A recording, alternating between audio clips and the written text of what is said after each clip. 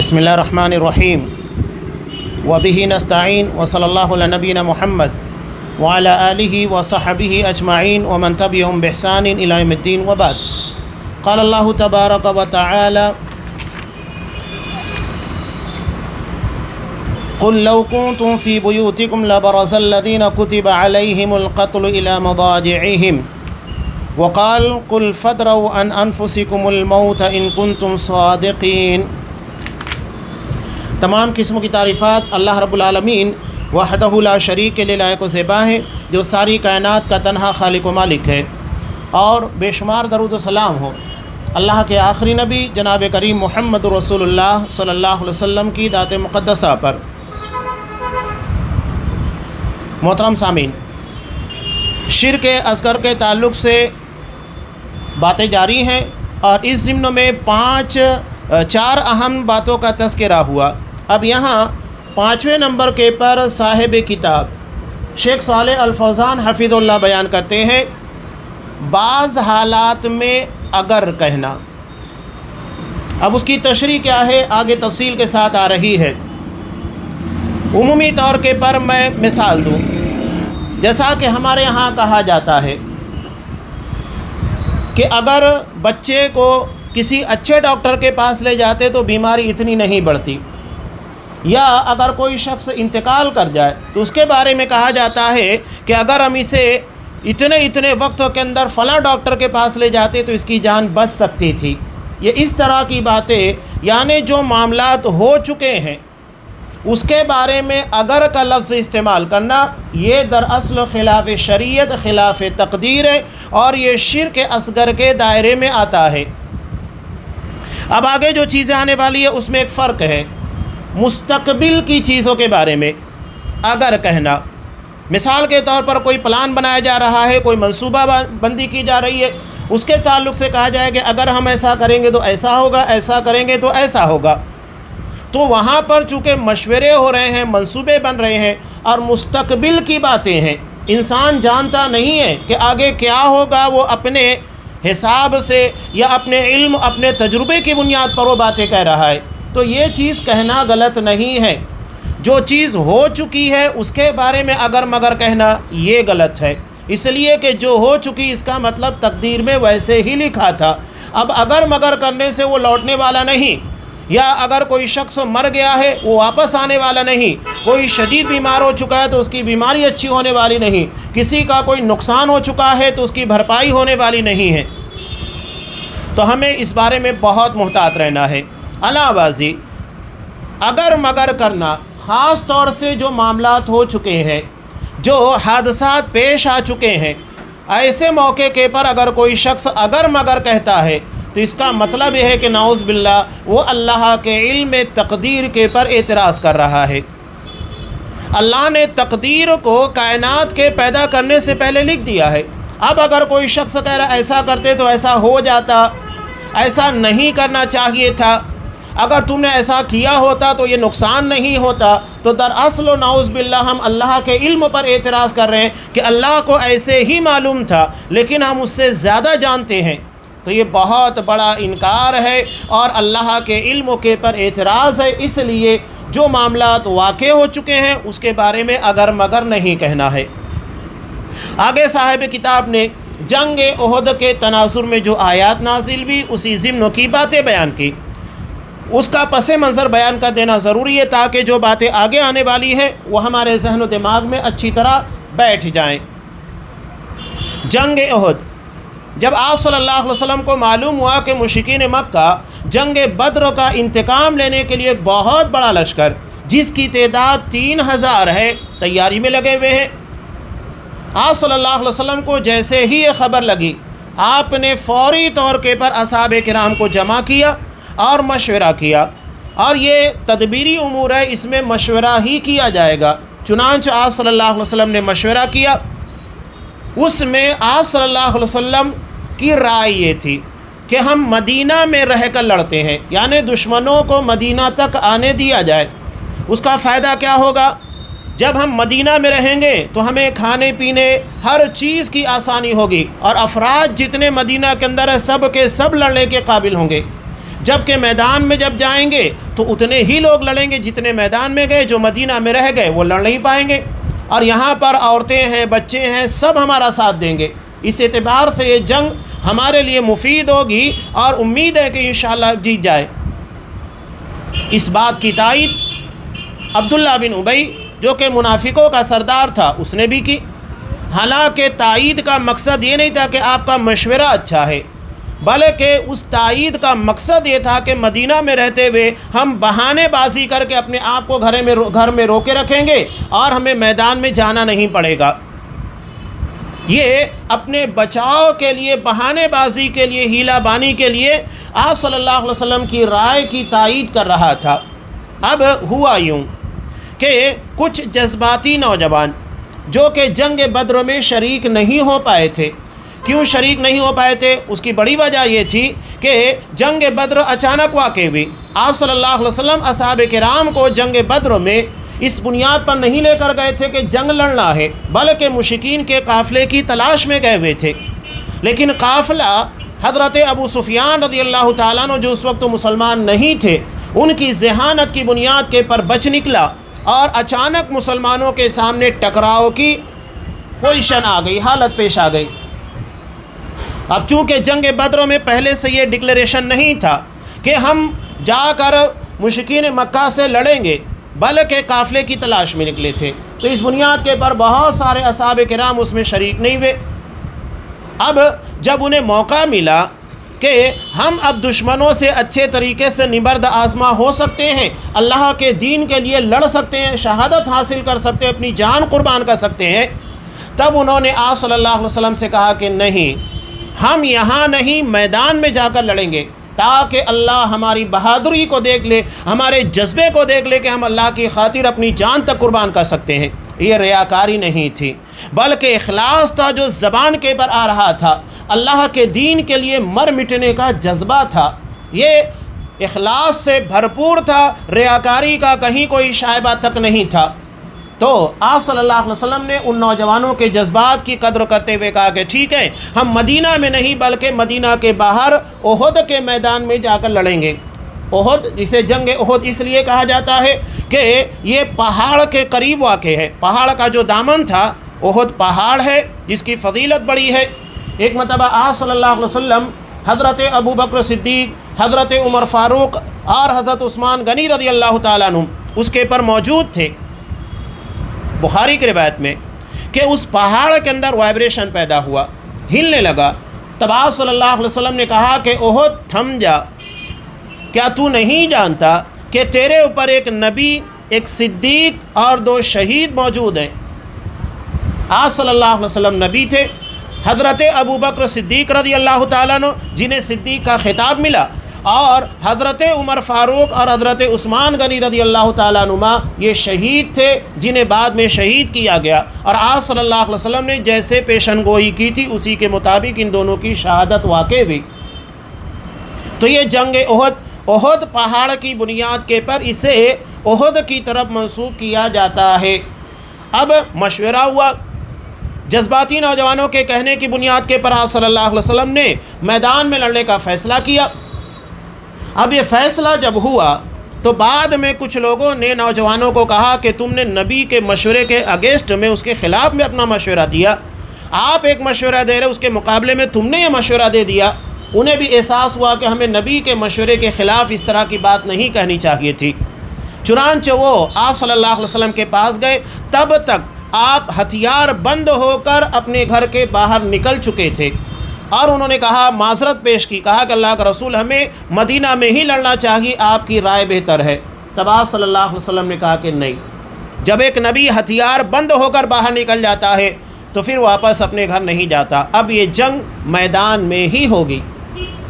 اس کا مطلب یہ ہے کہ ایک مشورہ جب میٹنگ کے اندر یا مشورتی نشست میں طے ہو جاتا ہے اور نشست برخاست ہو جاتی ہے تو پھر اس کے پر عمل ہونا چاہیے، اب اس کے خلاف نہیں جانا چاہیے، چاہے بظاہر وہ ہمارے لیے نقصان دہ ہی کیوں نہ ہو۔ یہ بہت اہم چیز ہے مشورتی زندگی کے اندر، یہ نہیں کہ ہر کوئی اپنے اعتبار سے سارے معاملات طے کرنے کی کوشش کرے، جیسا کہ ہمارے یہاں لوگ سوچتے ہیں، پوری جماعت ان کے مشورے کے مطابق چلے، جو اس کے دماغ کے اندر آ جائے پوری جماعت اسی اعتبار سے چلنا چاہیے، باقی لوگوں کے مشورے گئے اپنی جگہ پر، کوئی اہمیت نہیں رکھتے، میں جو سوچتا ہوں یہ وہی بات ہے نا قرآن مجید نے جس کے تعلق سے کہا اَرَأَيْتَ مَنِ اتَّخَذَ إِلَٰهَهُ هَوَاهُ، کہ کیا آپ نے اس کو دیکھا جس نے اپنی خواہشات یا جو اس کے دل میں آ رہا ہے اسے رب بنا لیا ہے، معبود بنا لیا ہے، یعنی جو میں سوچوں گا وہی صحیح ہوگا، باقی لوگوں کی رائے غلط ہوگی۔ اور اس بنیاد کے پر آپ دیکھ رہے ہیں کیا کچھ نہیں ہو رہا ہے، شر و فساد کا منبع ہے، سرچشمہ ہے یہ سوچ، کہ اپنی سوچ کو، اپنی فکروں کو، اپنے مشورے کو معبود بنا لینا، اب اسی کے مطابق کام ہوگا جو میں نے سوچا ہے، باقی لوگوں کا مشورہ میرے نزدیک کوئی اہمیت نہیں رکھتا، اور اگر اس کے مشورے کے خلاف کسی کے مشورے کو مان لیا جائے تو پھر اس کے بعد دیکھیں نتیجہ کیا نکلتا ہے، مخالفتیں، سازشیں، رنجشیں، کیا کچھ ہمارے سامنے نہیں آتا ہے۔ یہ دراصل جماعتی زندگی کا مزاج ہمارے اندر ہے ہی نہیں۔ ہم سیرت پڑھتے ہیں لیکن سیرت کے پر غور نہیں کرتے، کس طرح آپ صلی اللہ علیہ وسلم نے مشورتی زندگی کے اندر مشورے لیے اور اس کے بعد اس کے مطابق عمل کیا، گرچہ نقصانات اٹھانے پڑے لیکن اس کے باوجود کسی نے اس کے پر تنقیدیں نہیں کی۔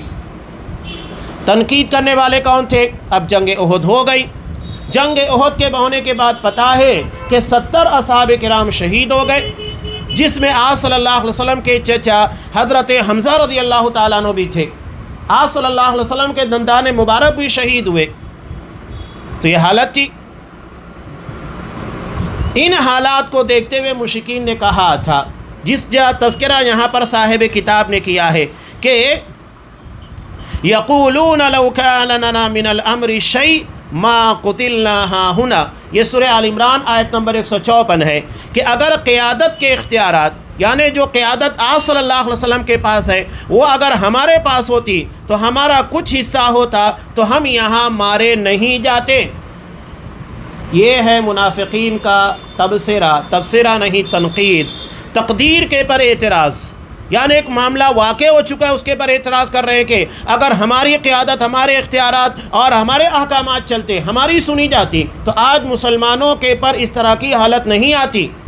یعنی نعوذ باللہ وہ تقدیر کے ساتھ ساتھ آپ صلی اللہ علیہ وسلم کی قیادت، آپ کی قابلیت کے پر بھی اعتراض کر رہے تھے کہ دیکھو یہ نبی اتنا ذہین نہیں ہے، اتنا دور اندیش نہیں ہے کہ معاملات کو سمجھ سکے، کہاں ہمیں فائدہ ہے کہاں نقصان ہے، اور اتنے سارے لوگ شہید ہو گئے، مار دیے گئے، اگر ہمارے اختیار میں ہوتا تو ایسا کچھ نہیں ہوتا۔ یہ بہت ڈینجرس سوچ ہے، خطرناک قسم کی فکر جو تقدیر کے خلاف جاتی ہے۔ زندگی کے اندر جو معاملات ہو چکے ہیں، اللہ نے یہاں ہمیں امتحان کے لیے بھیجا ہے، ہر کسی کے ساتھ کچھ نہ کچھ ہوگا، ہر کسی کو آزمایا جا رہا ہے، اور ایمان کا معیار جس کا جتنا بلند ہوگا وہ اتنا زیادہ آزمایا جائے گا۔ کوئی اگر یہ سمجھتا ہے کہ میں محفوظ ہوں، میرے پر کوئی مصیبت نہیں، مجھے کوئی ٹینشن نہیں، مجھے کوئی فکر نہیں، مجھے کوئی پریشان کرنے والا نہیں، بالکل بے فکر ہوں، بلکہ دوسروں کو حیران و پریشان کر رہا ہوں، اس کا مطلب یہ ہے کہ وہ منافقین کی جماعت میں شامل ہے، وہ اہل ایمان کی نہیں۔ اصحاب کرام کی زندگیاں دیکھیے کتنی مشکلات سے بھری ہوئی زندگی تھی۔ یہ منافقین یعنی اللہ کی تقدیر کے ساتھ نبی کریم صلی اللہ علیہ وسلم کی قیادت اور آپ صلی اللہ علیہ وسلم کی ذہانت و صلاحیت پر بھی اعتراض تھا، کوئی موقع چھوڑتے نہیں تھے، بس تلاش میں رہتے کب آپ صلی اللہ علیہ وسلم کے تعلق سے اعتراض جڑا جا سکے، تنقیدیں کی جا سکے۔ کہیں پر معاون و مددگار نہیں بنیں گے لیکن اعتراض برابر کریں گے۔ کتنا بڑا دھوکہ دیا تھا عبداللہ بن ابی نے۔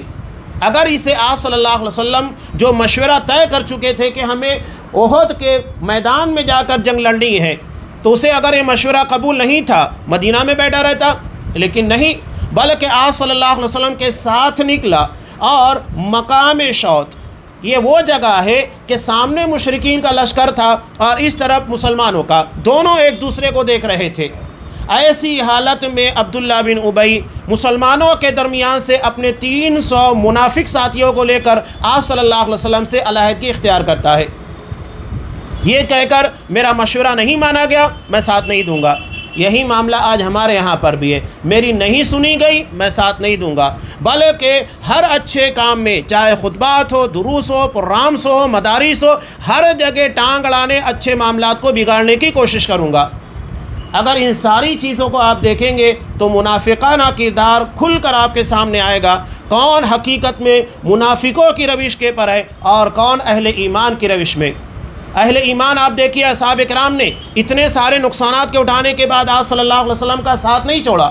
کیا صلی اللہ علیہ وسلم کی وجہ سے مشورہ تھا یہ کہ مدینہ میں لڑنا تھا؟ آپ کا بھی تھا، لیکن آپ نے کہا کہ میدان احد میں لڑنا ہے۔ اس کے بعد 70 اصحاب کرام شہید ہو گئے، کوئی اعتراض نہیں کیا کہ آپ صلی اللہ علیہ وسلم کے مشورہ نہ ماننے کی بنیاد کے پر یہ ہوا۔ تقدیر کے پر اس طرح کے اعتراضات اور تنقیدیں یہ اہل ایمان کا شیوا نہیں ہے۔ اور جو تنقیدیں کرتا ہے ایسا کرنا چاہیے تھا، میں نے تو یہ مشورہ دیا تھا، میری بات نہیں سنی گئی، اس کے بعد علیحدگی اختیار کرنا اور نقصان پہنچانے کی مکمل کوششیں کرنا، تنقیدیں کرنا، یہی دراصل منافقانہ روش ہے جو آپ کو جنگ احد کے تناظر میں بہت اچھے طریقے سے سمجھ میں آئے گی۔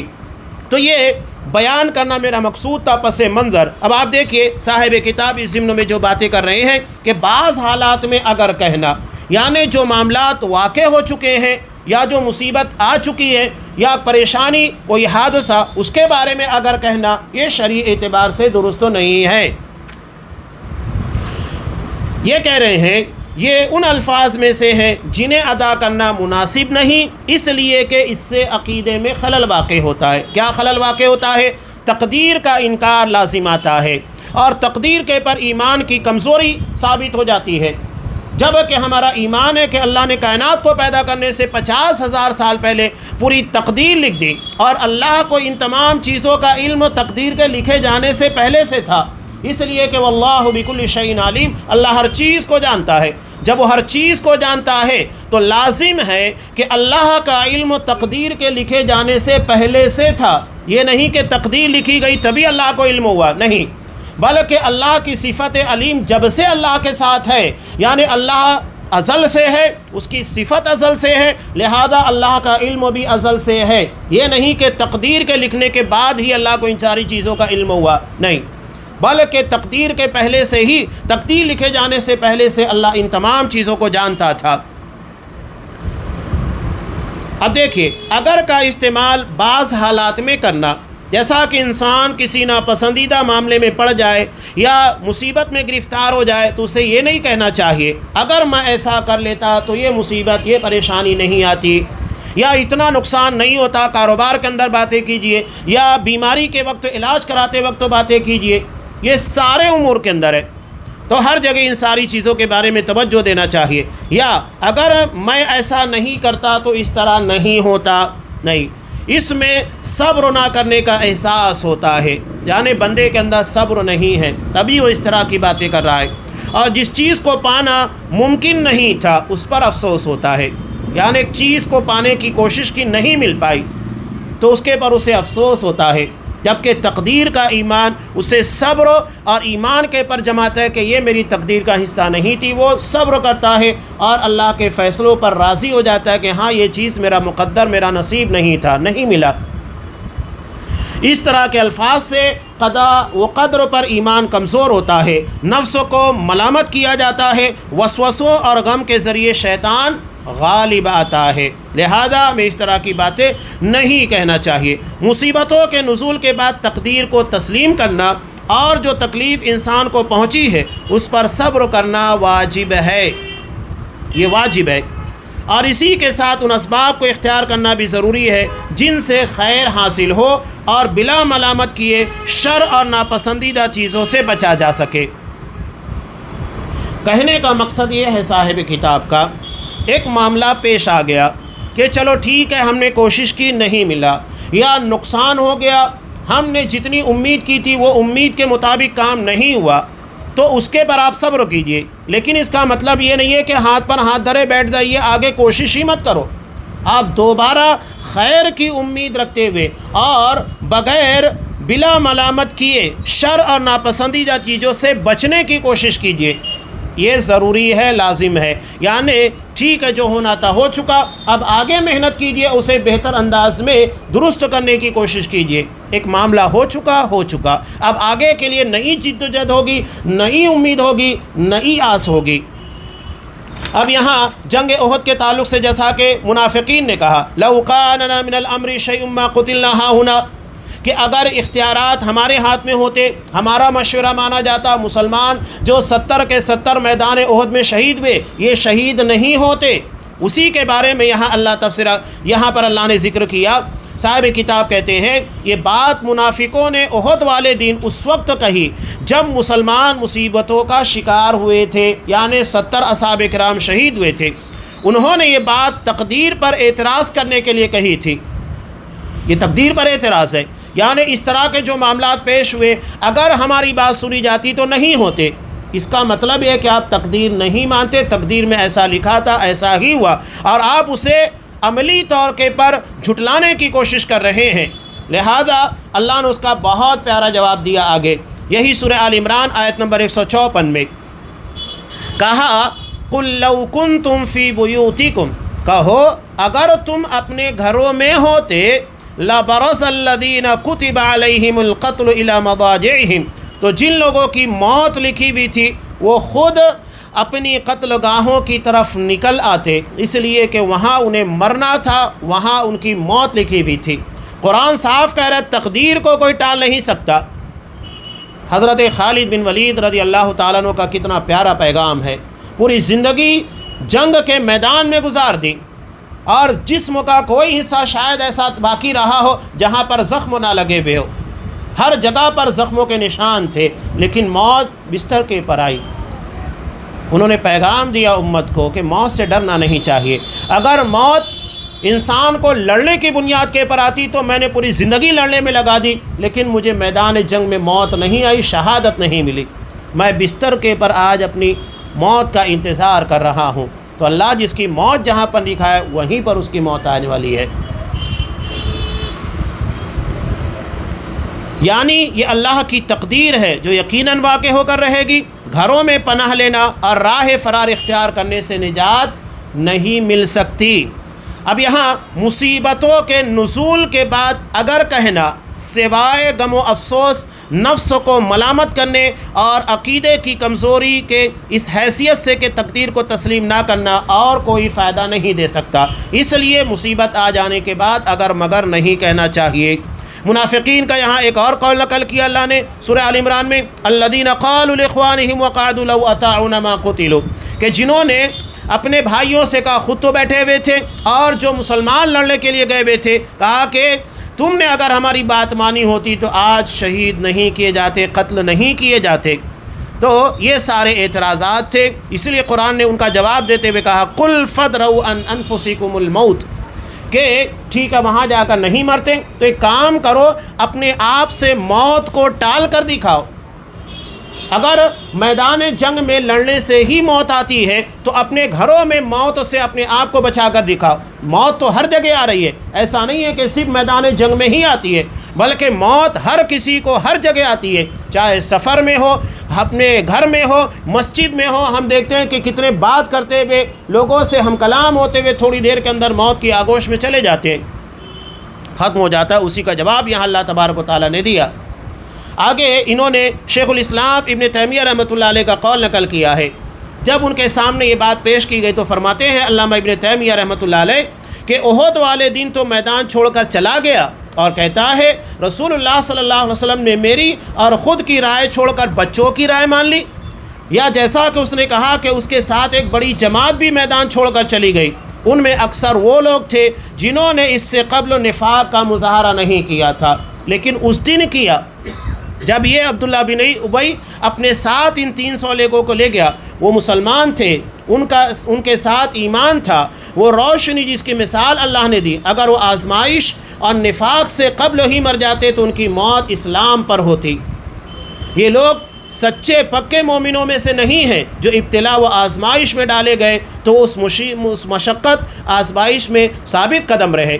یہ بتانے کا مقصود وہی ہے کہ اگر ایمان ہے تو انسان ان سارے ظاہری معاملات کو نہیں دیکھے گا، بلکہ اللہ پر مکمل یقین ہوگا، توکل ہوگا کہ میری موت اگر وہاں ہے وہیں مروں گا، اور اگر میری موت وہاں نہیں ہے، کتنا بھی دشمن مجھے گھیر لے، کتنا مارنے کی کوشش کرے، میں نہیں مر سکتا۔ یہ واضح طور پر پیغام دیا گیا ہے۔ البتہ یہاں اس ضمن میں ایک بہت اہم روایت ہے جسے امام مسلم نے نقل کیا ہے تقدیر کے باب میں ہی۔ حضرت ابو ہریرہ رضی اللہ تعالیٰ عنہ سے مروی، آپ صلی اللہ علیہ وسلم نے کہا المؤمن القوی، طاقتور مومن۔ اب یہاں طاقتور مومن کا مطلب یہ نہیں کہ جو باڈی بلڈر ہو، بہت پہلوان ہو، نہیں، آپ نے ایمان والا، جسم کے اعتبار سے طاقتور نہیں، ایمان کے اعتبار سے طاقتور کہا کہ المؤمن القوی، طاقتور مومن یعنی جو ایمانی اعتبار سے مضبوط ہے، اس کا ایمان انتہائی پختہ ہے۔ المؤمن القوی خیر و احب الی اللہ من المؤمن الضعیف، یہ اللہ کے نزدیک پیارا ہے، محبوب ہے کمزور مومن کے مقابلے میں۔ وفی کل خیر، خیر تو دونوں کے اندر ہے، اس لیے کہ ایمان دونوں کے اندر ہے، ایک کے اندر زیادہ ہے، ایک کے اندر کم ہے، ایک اپنے ایمان میں بہت مضبوط ہے، دوسرا کمزور ہے۔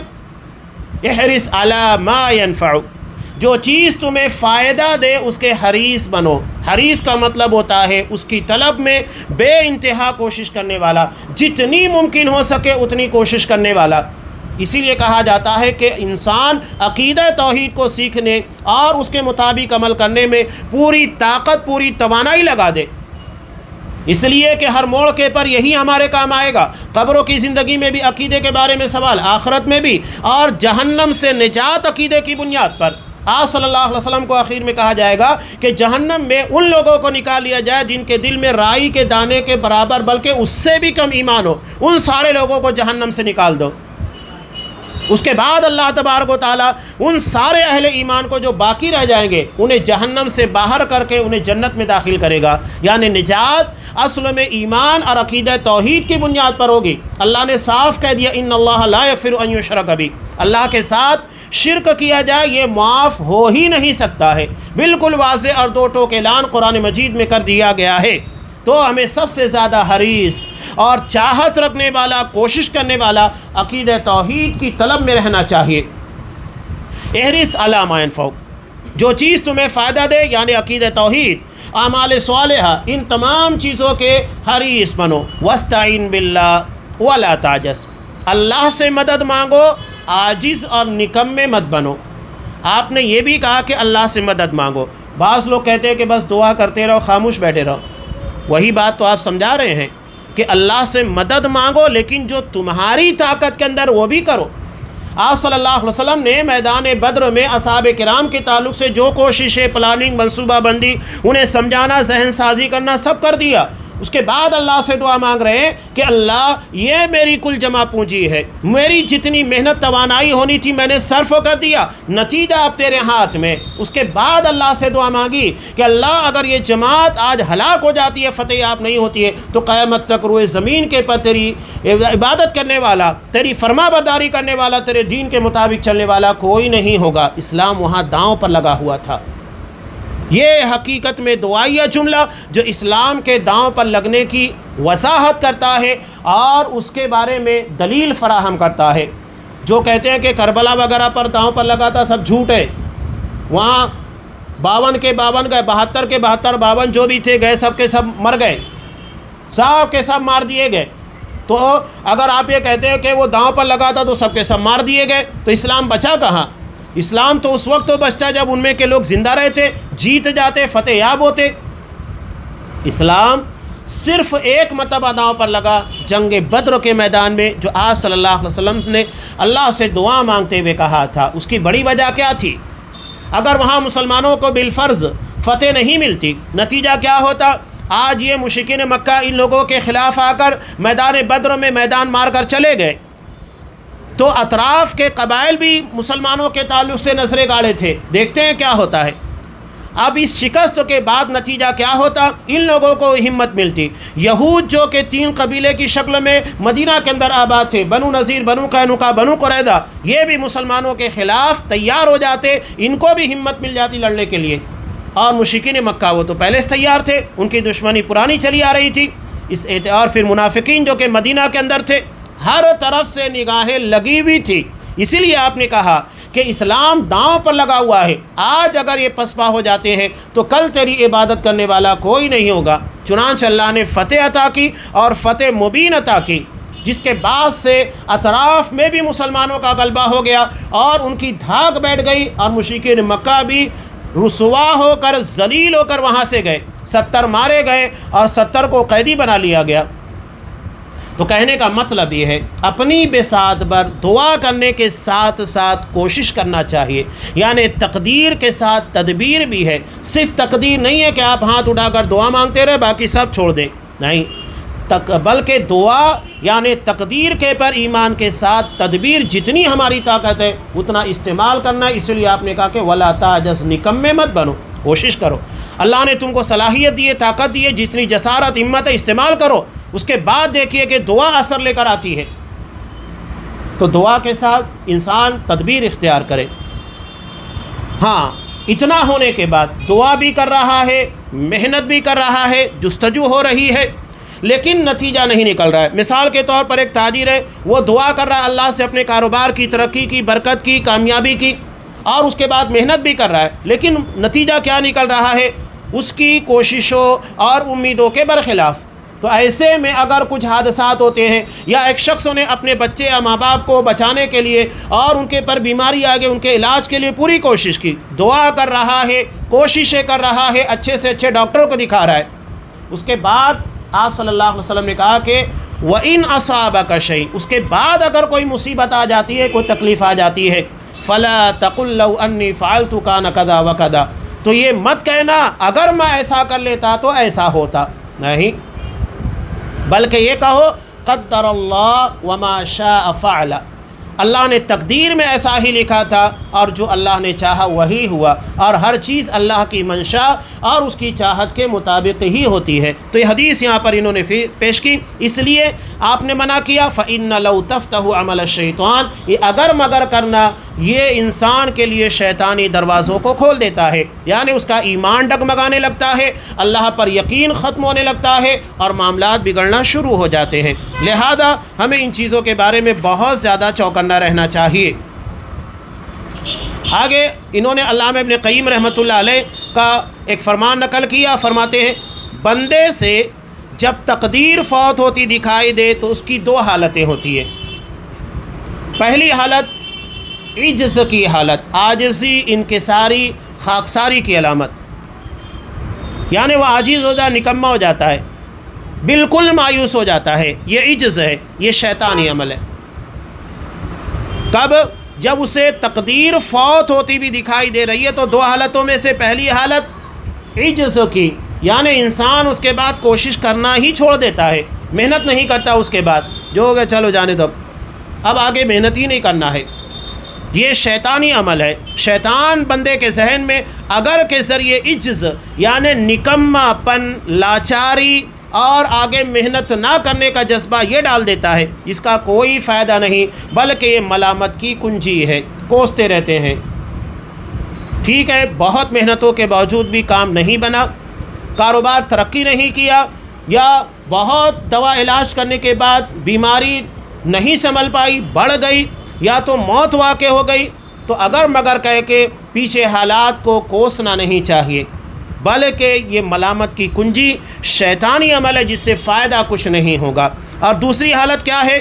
تقدیر پر غور و فکر کرنا کہ اگر وہ چیز تقدیر میں لکھی ہوتی تو اس سے فوت نہیں ہو سکتی تھی، یعنی اللہ نے اگر کسی شخص کو شفا یاب ہونا، بیمار تھا، اس کی شفا لکھی ہوتی تو یقیناً شفا یاب ہوتا، اور اللہ نے اگر اس کی موت نہیں لکھی ہوتی تو یقیناً وہ بچ جاتا۔ یہ اصل چیز ہے، اللہ نے اگر فائدہ لکھا ہوتا تو فائدہ یقیناً ملتا۔ تو ہمیں غور و فکر کرنا چاہیے کہ اگر وہ تقدیر میں ہے، لکھی ہوئی ہے، تو فوت نہیں ہو سکتی تھی اور کوئی دوسرا اس پر غالب نہیں آ سکتا تھا، لہذا ہمیں اس بارے میں چوکنا رہنا ہے۔ اب آخر میں انہوں نے ایک اور اہم بات کا تذکرہ کیا، مستقبل کی بات، یعنی آئندہ۔ یہاں پر اصل میں ایک حدیث ہے جس کے تعلق سے کچھ لوگ باتیں کرتے، اسی کو پیش کیا۔ آپ صلی اللہ علیہ وسلم زندگی میں ایک ہی مرتبہ حج کیا، اور آپ نے حج قران کیا۔ قران کا مطلب کیا ہوتا ہے؟ ملانا، جوڑنا، یعنی ایک ساتھ حج اور عمرہ دونوں کا تلبیہ پکارنا، دونوں کی نیت کرنا، یہ ہے قران۔ ایسے میں ہوتا کیا ہے کہ جو حج کرنے کے لیے جا رہا ہے، حج قران، یہ عمرہ کرنے کے بعد احرام نہیں کھولتا، اس لیے کہ اس نے حج کو شامل کر لیا ہے، جوڑ لیا ہے، لہذا وہ عمرہ کرنے کے بعد احرام نہیں کھولے گا، بلکہ اسی احرام میں باقی رہے گا، احرام کی پابندیاں ہوگی، جب حج کا وقت آئے گا اسی احرام کو باقی رکھتے ہوئے حج ادا کرے گا، اور حج کے مکمل اراکین کو ادا کرنے کے بعد وہ فارغ ہوگا۔ یہ قران ہوتا ہے، اور آج صلی اللہ علیہ وسلم نے حج قران کیا۔ اب آپ صلی اللہ علیہ وسلم راستے میں تھے، یعنی احرام باندھ چکا تھا ذوالحلیفہ سے ابیار علی، جہاں مدینہ والوں کی میقات ہے، وہاں سے ان لوگوں کو احرام باندھنا تھا۔ آپ صلی اللہ علیہ وسلم نے باندھ دیا قران کا، اصحاب کرام نے بھی۔ اس کے بعد آپ نے کہا کہ آپ کو وحی کے ذریعے بتایا گیا حج تمتع کے تعلق سے، کہا کہ جو بات مجھے بعد میں معلوم ہوئی اگر پہلے معلوم ہو جاتی تو میں بھی حج تمتع کرتا۔ اس کے بعد آپ نے کہا کہ اگر آئندہ سال میں زندہ رہا تو میں حج تمتع کروں گا۔ حج تمتع کیا ہے؟ حج تمتع کا مطلب عربی زبان میں ہوتا ہے فائدہ اٹھانا۔ فائدہ کیسے؟ کہ حاجی عمرہ کا احرام باندھتا ہے، ایک ساتھ وہ حج اور عمرہ دونوں کا تلبیہ، دونوں کی نیت نہیں کرتا ہے، بلکہ وہ صرف عمرہ کی نیت کرتا ہے اور عمرہ کرنے کے بعد فارغ ہو جاتا ہے، احرام کھول دیتا ہے۔ اب اس کے پر احرام کی کوئی پابندی نہیں، یہی فائدہ ہے، یعنی احرام کی بنیاد کے پر جو بندشیں ہوتی ہیں، پابندیاں ہوتی ہیں، وہ ختم ہو جاتی ہیں، تو وہ احرام کھول دیتا ہے اور اس پابندی سے آزاد ہو جاتا ہے۔ اور جب حج کا وقت قریب آتا ہے تو جس جگہ کے پر ہے اسی جگہ سے حج کا احرام باندھتا ہے، حج کا تلبیہ پکارتا ہے، اور 5 دن کے اندر حج کے جو ارکان ہوتے ہیں 8 ذی الحجہ سے لے کر وہ سارے اراکین ادا کرتا ہے، اور اس کے بعد احرام سے فارغ ہو جاتا ہے۔ یہ حج تمتع ہے۔ اور ایک ہوتا ہے حج افراد، یعنی جس میں عمرہ نہیں صرف حج کیا جاتا ہے۔ یہ حج کی 3 قسمیں۔ تو آپ صلی اللہ علیہ وسلم نے مستقبل کے بارے میں کہا۔ اب یہاں معاملہ پیش نہیں آیا تھا بلکہ آئندہ پیش آنے والا تھا۔ حکم دیا گیا ہے تو اس کے پر بعد میں عمل ہوگا، یہ نہیں کہ آرڈر آنے کے پہلے عمل کیا جائے گا۔ تو اسی کے تعلق سے کہہ رہے ہیں کہ جو آپ کو بتایا گیا، آپ نے آئندہ کے بارے میں کہا کہ آئندہ میں کوشش کروں گا حج تمتع کرنے کی، لیکن اللہ نے زندگی نہیں لکھی تھی اور آپ ایک ہی حج کیے اور وہ حج قران تھا۔ چنانچہ شیخ الاسلام ابن تیمیہ رحمۃ اللہ ارشاد فرماتے ہیں اس حدیث کے ضمن میں، جس کے کرنے کا حکم دیا گیا اسے کرو اور تقدیر سے شکوہ نہ کرو۔ جو ہمیں کرنے کا حکم دیا گیا ہے اگر مگر نہیں کرنا ہے، اس کے پر کوشش کرنا ہے، اللہ پر یقین رکھنا ہے، جو تقدیر کا حصہ ہوگا وہ ہو کر رہے گا، جو نہیں ہونے والا ہے وہ نہیں ہوگا۔ لیکن تقدیر کا بہانہ بنا کر اپنے آپ کو عمل سے، کوششوں سے، جد و جہد سے نہیں روکنا چاہیے، بھرپور کوشش کرنا چاہیے، اللہ پر مکمل یقین رکھنا چاہیے۔ یہ صرف جو واقعات پیش آ چکے اس کے بارے میں اگر مگر کہنے سے منع کیا گیا ہے۔ یہاں الحمدللہ شرک اصغر سے متعلق باب مکمل ہوا۔ اب آئندہ درسوں میں انشاءاللہ عقیدے میں صبر کا مقام، اس تعلق سے اگلے درس میں گفتگو ہوگی۔ اللہ تبارک و تعالیٰ سے دعا ہے تقدیر کے پر جیسا ایمان و یقین ہونا چاہیے ویسا ایمان و یقین رکھنے کی توفیق دے، اور اس میں جو ڈگمگاہٹیں اور جس کی بنیاد کے پر ہمارے ایمان میں کمزوریاں واقع ہوتی ہیں، ایسے قول و فعل سوچ سے ہمیں محفوظ رکھے۔ آمین۔ وآخر دعوانا ان الحمد للہ رب العالمین۔